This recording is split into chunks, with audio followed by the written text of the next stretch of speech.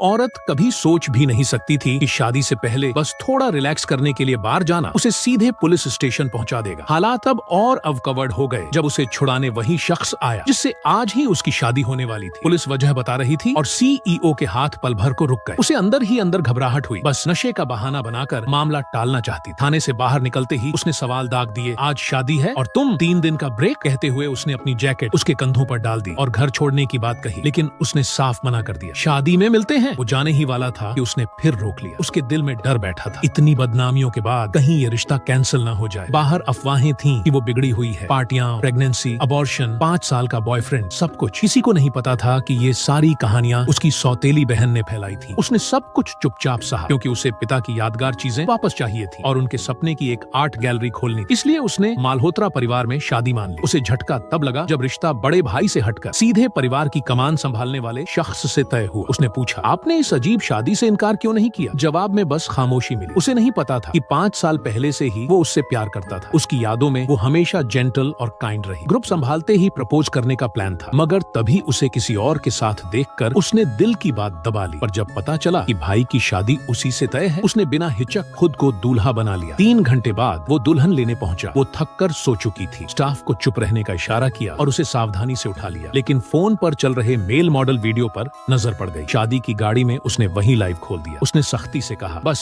यूं ही स्वाइप हो गया। उसने हल्के में ले लिया। आजकल वायरल है। शादी हॉल पहुंचे। उसने दुनिया की सबसे रेयर डायमंड रिंग देखी तो कहा, इतनी महंगी जरूरत नहीं थी। जवाब आया, शादी जिंदगी में एक बार, रिवाज के मुताबिक किसका पल आया। पर घूंघट उठाते ही वो रुक गया। मैं जोर नहीं दूंगा। शादी पूरी हुई। रात को वो बेड पर बैठी थी कि वो नहाकर बाहर आया। उसने घबरा कर कहा, बताया क्यों नहीं? वो मुस्कुराया। फोन में जिनको देख रही थी वो मुझसे भी कम कपड़े पहने हैं। वो खफा होकर कंबल में छुप गई और थोड़ी देर में सो गई। वो उसे देखता रहा। आखिरकार तुम मेरी हो। क्या मैं थोड़ा सेल्फिश हो सकता हूँ हमेशा के लिए? सुबह उसकी आंख खुली तो खुद को उसके सीने पर पाया। शर्म से उछलकर उठी। उसकी हड़बड़ी उसने देख ली और यकीन हो गया कि बाहर की सारी बातें झूठ थीं।